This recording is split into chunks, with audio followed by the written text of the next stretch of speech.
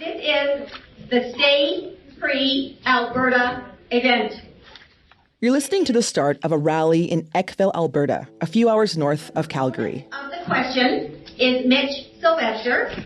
He is a private citizen, and his question was approved. The question is, do you agree that the province of Alberta should cease to be a part of Canada and become an independent state? The organizers are trying to get people to sign a petition to trigger a referendum in the province. A referendum to test to see if Albertans want to leave Canada. These rallies have been happening all across the province for months now. Hundreds of them, in big cities like Calgary and smaller towns like Eckville. It's a town of about 1,100 people. There are about 350 seats and a lot of people in the back of the room standing as well. There are people bent over tables signing the petition to separate. Matthew Scace is a staff reporter at The Globe based in Calgary. He's been attending events and rallies as part of his efforts to explore the Alberta separatist movement. He also spoke with some of the leaders of the Stay Free Alberta campaign, including Jeffrey Rath. Right? So what happens? Carney comes to Ottawa this year, and after being threatened by Danielle Smith that, oh, well, if you don't do something about this, there's going to be a national unity crisis. Well, guess what? This is what a national unity crisis looks like. And it's not going away. After Jeff Rath's speech, Mitch Sylvester takes the stage.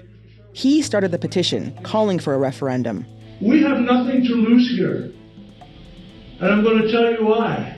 As funny as this sounds, they'll take us back.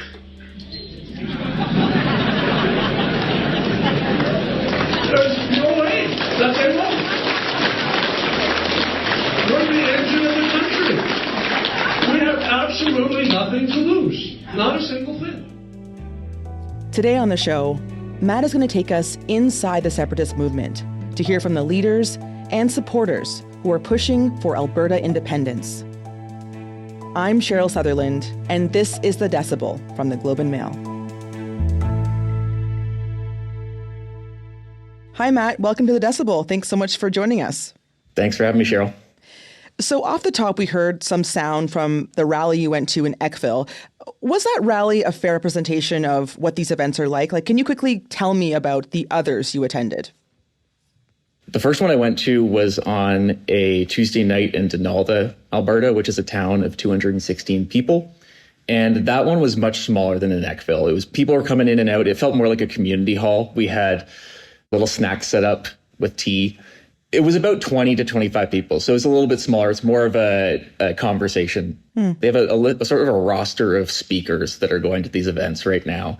The one that was there that night, his name's Chris Scott, and he is a cafe owner from Muir, Alberta, who was acquitted of charges relating to COVID lockdowns and public health restrictions back in 2023. He basically went up there and said, ask me your best question about separation or questions people are asking you when you're canvassing right now. What else? What else we got? What other opposition to Alberta independence do you hear? Yes, I talked to somebody today, wanted to know when we secede. That's right, when? Who's going to be the guys that are going to be doing the negotiating? How are we going to get through the 2 years, and how's that going to work? How do we set up a new level of government? Okay. How does that happen? So here's the timeline. Through the Clarity Act, the referendum, a successful referendum with a clear question. In Eckville, it was more representative of the type of events that Jeff and Mitch are running, which are rally type events where you have at least 300 people in seats. You have more people in the back signing petitions, coming in and out. If they want to stay, they can. If they don't, then they go home. If they've signed the petition, they call it a day. And just last week, I was in Calgary for an event that had more than 4,500 people at the Big Four Roadhouse and Stampede Grounds. This is an event set up by a group called Stay Free Alberta. Can you tell me about this group? It is effectively a new version of the Alberta Prosperity Project, which has existed for several years now. And that began as a group that was pushing for provincial control of a pension plan and leaving the Canadian pension plan. It's now evolved into a pro-independence group. But because of what I understand are sort of tricky elections laws, they took the leadership of that group and created Stay Free Alberta to be the official campaigner of the event, to basically pursue the 178,000 signatures they need and to do it without skirting election laws. Okay. Yeah, and the 178,000 signatures you mentioned there, that's the amount of signatures this movement needs to get to this referendum vote. So I want to get to know the leaders of this movement a bit more. You've mentioned Mitch and Jeff. Let's start with Mitch Sylvester. Who is he? Mitch Sylvester is a sports store owner from Bonnyville, Alberta. He is also a constituency president for the United Conservative Party, which is led by Daniel Smith, Premier. He was one of the top fundraisers for the party in 2025. He was at the UCP AGM. And he is described to me as his evolution of politics starting around the COVID pandemic. He said he was totally uninterested in politics before then.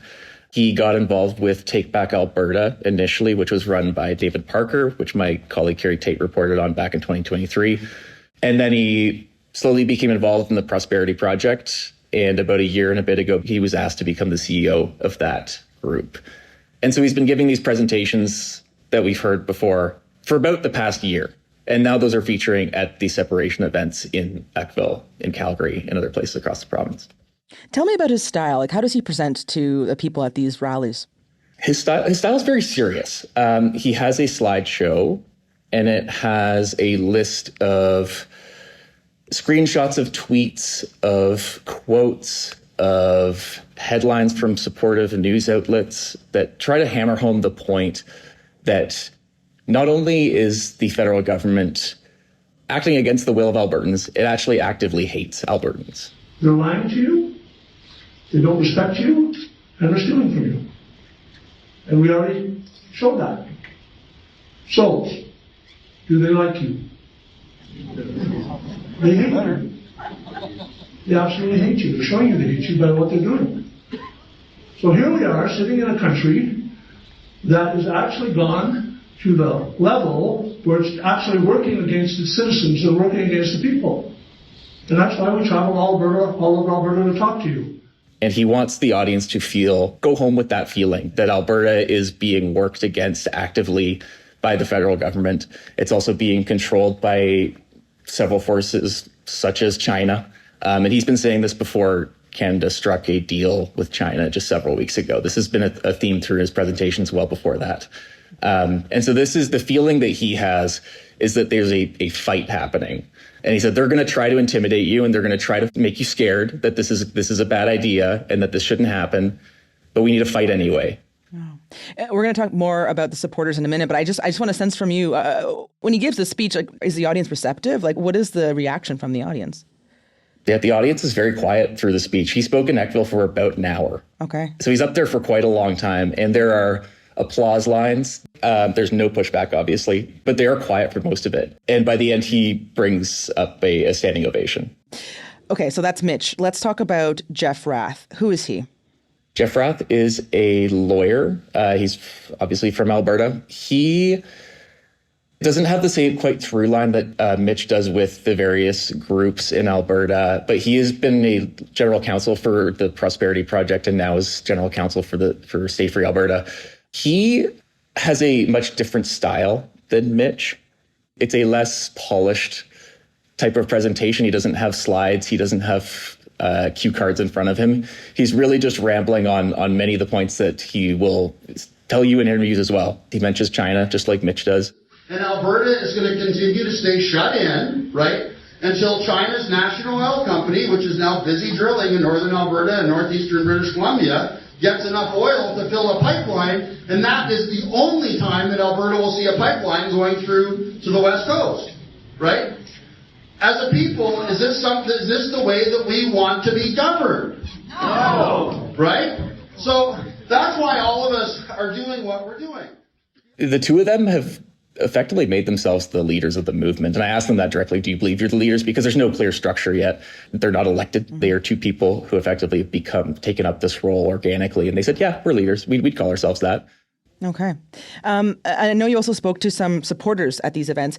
First, can you give me a sense of who is coming out to these events? Like, what are the demographics? The rural events I went to, they are rural crowds, pretty homogenous group, much older groups, I would say. They're white.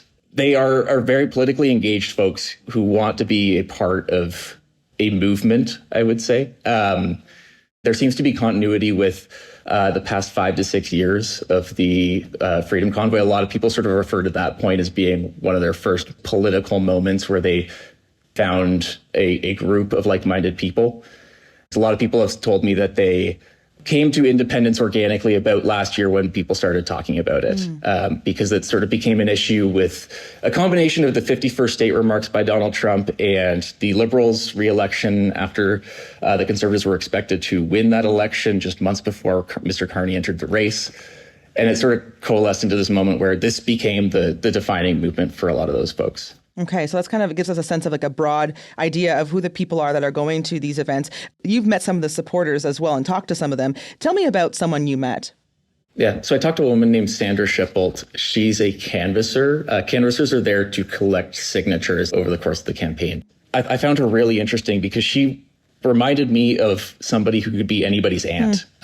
She was really happy to be there. She was like kind. She was referring to me directly as a young person. Her real, the underlining point of her frustration and wanting to separate was that her kids and her grandkids can't afford a home. And she expected that to be sort of the baseline agreement when she was growing up in Canada. It's ridiculous. How do you guys do it? Like, I don't know how you guys do it. Seriously. I remember when I had kids and like my husband made 40 grand a year. We bought a house. We had a car. You know what I mean? Like, could you do that? No. It's for you. I guess the question I have is do you feel confident that this is the answer to that? Yeah, I do. Do you know why? Because, like, I think if Alberta only had Alberta as the overhead, how much more freedom would we have? How much more money would we have? Really an economic argument for her. Her one line that stuck out to me was that if Alberta was being asked to join Canada right now, would it agree to join under the current conditions that it's under? And she said, that's what got me. That's what fully brought me over to independence. That's fascinating. That was her argument. It was purely economic. And it wasn't reflected by everybody I talked to. But that was an interesting conversation. Okay, really interesting. Yeah. I mean, what you're telling me and from Sandra's story and from the story about the crowd, it seems like it's a very engaged group of people. But do we have any numbers on how many people support the Stay Free Alberta campaign? In mid-March, Premier Danielle Smith threatened a national unity crisis if Mark Carney didn't meet her government's demands to strip a lot of energy and environmental regulations. And that threat of national unity was a flashpoint in the year. At around that point, it was estimated around 20-30% of Albertans would support independence. That number is generally held for the past 12 months. That it hasn't moved anywhere significantly above 30%.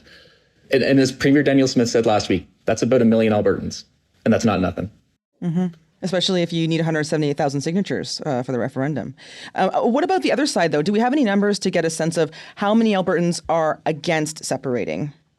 Last year, there was a petition, also citizen-initiated, by a former deputy premier. His name's Thomas Lukaszuk, and he called it the Forever Canadian petition. And he asked people to sign a petition that asked it, do you agree that Alberta should remain a part of Canada? And he collected, I believe it was well over 438,000 signatures. Nobody expected him to get that many, and he was dealing with the previous threshold that was much higher than the 178,000 that the separatists have to deal with right now, which was lowered by Premier Smith's government after Election Day. And it was essentially viewed as a rebuke to the separatist movement. The difference between that petition is that now a committee in the Alberta legislature has to decide whether to put that to a vote in the legislature where the local MLAs will vote on whether they agree Alberta should remain in Canada or whether we should go to a referendum on that issue. So if they send this to a referendum with the citizens of Alberta, it will either be the only independence question or it will be one of two if the separatists are successful in getting their signatures, which is a whole scenario that we haven't really, I don't think, grappled with yet. We'll be right back.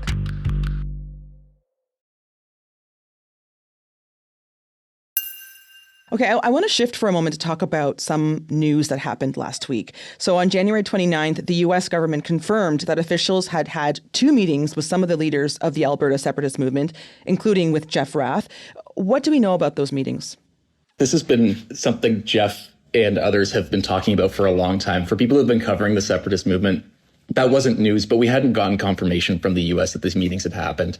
And the U.S. confirmed to the Financial Times and then later to us, the Globe, that these meetings had happened. They didn't say much else about that. They have not said who they've met with. What they've discussed at those meetings is not exactly clear. We've gotten the separatist side from Mitch and Jeff.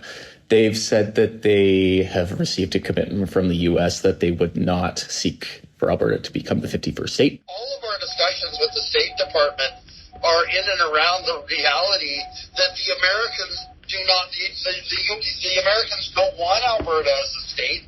So we've had those discussions with the U.S. They recognize that there's an impossibility of Alberta becoming a state because the Democrats would insist on Puerto Rico getting statehood to balance off Alberta in the same way that Hawaii was brought in at the same time as Alaska to balance off conservative Alaska. They have said that U.S. would grant Alberta independence. They are asking, or they're hoping to secure a $500 billion line of credit for a future independent country. $500 billion. $500 billion. Wow. Yeah. Mm-hmm. And the way they describe this too is that this is because they're not elected officials and they're private citizens. These are meetings that are purely exploratory and meant to basically set up a roadmap for the future Alberta government to help them on the path to setting up a functioning country. They recognize that they're not elected, but they're doing these anyway. But that has not obviously stopped criticism. Yes, lots of criticism, and let's talk about some of that criticism. So it garnered a range of reactions from Canadian politicians, from Prime Minister Mark Carney saying he is trusting that the U.S. is respecting our sovereignty. I'm always clear in my conversation with President Trump to that effect, and then move on to what we can do together. Thank you. And then to BC Premier David Eby saying that what those separatist leaders did was treason. I read an article last night in the Financial Times about a group of people from Alberta, I won't describe them as Albertans, who went to the White House seeking the assistance of the United States to break up our country. Now, I understand the desire to hold a referendum, to talk about the issues you want to talk about in Canada. We got free speech, that's important. But to go to a foreign country and to ask for assistance in breaking up Canada, there's an old-fashioned word for that, and that word is treason. Okay, so strong words there from David Eby. Matt, what about Alberta Premier Danielle Smith? What has she said about these meetings? She has refused to really comment on them directly. When she was asked about this beside the Prime Minister and David Eby last week, she said, I've always been clear that me and our United Conservative Caucus are supportive of a strong and sovereign Alberta within a united Canada. That is one of the bills that we passed when I first came in.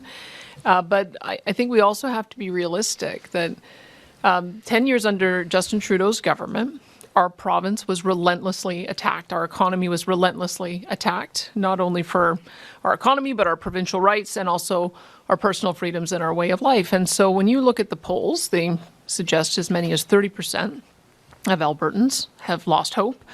That's about 1 million people. And I'm not going to demonize or marginalize a million of my fellow citizens when they've got legitimate grievances. What we need to do is we need to give Albertans hope.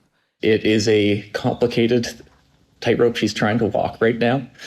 She won't denounce the movement, but she is also working with the Prime Minister, obviously with the MOU that she announced in November, to try to reset the relationship with Ottawa and prove to a majority of Albertans that it's worth staying in Canada. Okay.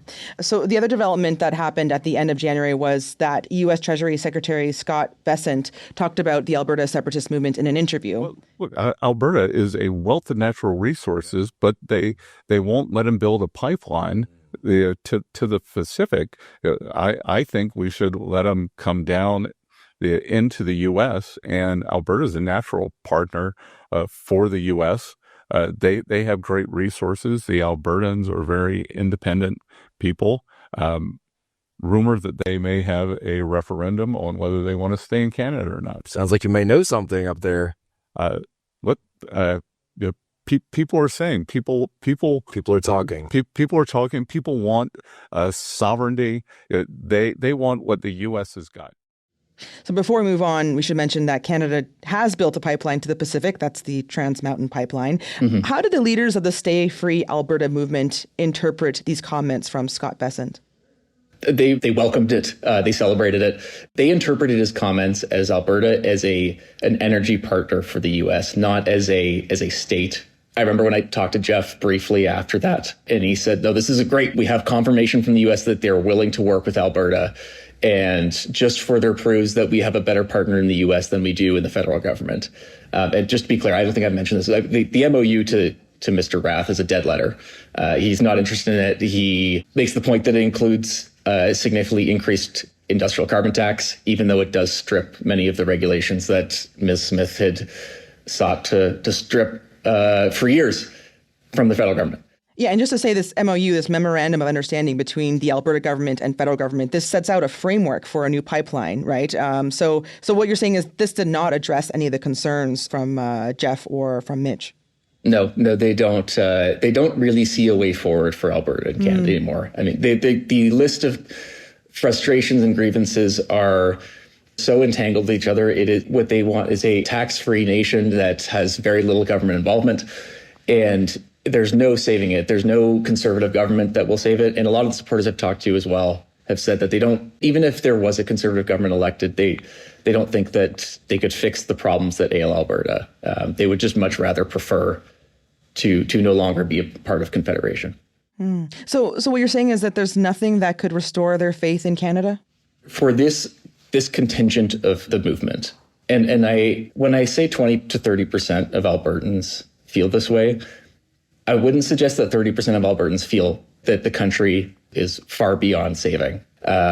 Because what I saw with people I spoke with at these events, they have different views of what this movement may lead to or what it could lead to. There are folks who truly believe that independence is the only thing that they want out of this. But there are other folks who think that this is going to be a useful chip to get concessions out of Ottawa. So one of the supporters I talked to about this, his name was Spencer Burton, and he viewed the separation petition as a potential bargaining chip with Ottawa. I think it's just kind of been something that has gained a little bit more steam, and I think it's good to just see whether it ends up getting the end result or not. It kind of shows that change needs to happen, and I think that's a big proponent for us, is that change needs to happen, whether that change ends up being us leaving Canada and us being our own country or working with Ottawa better. I think that's just the important side of things, is knowing that people have we've reached our tipping point and we're not going to stand for this anymore. And I think that's the most encouraging thing for me. Many people I've asked I say, have you thought about the consequences of secession and what happens the day after and the week and the years after secession? A lot of them say, I haven't really thought about it. And I'm leading the leaders to handle that. Or I trust that it may get us a better deal. It's really all over. The range of opinion is striking. On that point of, getting a better deal or negotiating with Ottawa, are the separatists you spoke to happy with how Danielle Smith has been working with Ottawa? Because there is this evolving relationship between Mark Carney and Danielle Smith right now. So are they happy with how that's going? Mr. Rath and Mr. Sylvestre are not. They maintain the position that the fact that she's even in negotiations is just not where Alberta needs to be headed. The way they imagine Alberta working as an independent country is very much more adversarial to Canada. One of the lines Mr. Rath has said over and over again at these events is, well, we're going to have trucks that want to get through Alberta from BC to Ontario, and we might be inspecting them for rats because Alberta's a rat-free province, insinuating that these trucks will be held up unless they meet Alberta's demands. So because Alberta is a rat-free jurisdiction, we're going to stop every train and every truck at the Alberta border and inspect them for rats. Might take 2 or 3 weeks, right? As well, we're inspecting your trucks and trains for rats from Vancouver, right? Canucks fans, right? So what we're going to do is we're going to have our customs inspectors on board. They'll value the goods on your trains and your trucks. And then we'll assess a throughput tariff on all of these goods going to Ontario, or would you rather let us have a pipeline? So effectively landlocking BC out of the rest of the country. To end here, Matt, what happens next with this petition? Like, how will we know if there's going to be a referendum? And do you think it's likely? It's a great question. They have to get 178,000 signatures. That's about 6% of eligible voters. So it's not a lot. They have 4 months to do it. May 2nd is the deadline. They're confident. They want to get 1 million signatures. I go back and forth on this question whether they're going to be able to do it. If it does happen, we're going to a referendum. Premier Smith said over the weekend that referendum would happen in the fall of 2026. And then a campaign period would presumably open, and the rest is sort of to come. Who knows what happens after that? We live in interesting times, Matt. We do. Thanks so much for joining us today. Thanks, Cheryl. Appreciate it. That was Matthew Scace, a staff reporter at The Globe based in Calgary. That's it for today. I'm Cheryl Sutherland. Our producers are Madeline White, Michal Stein, and Rachel Levy-McLaughlin. Our editor is David Crosby. Adrian Chung is our senior producer, and Angela Pacenza is our executive editor. Thanks so much for listening.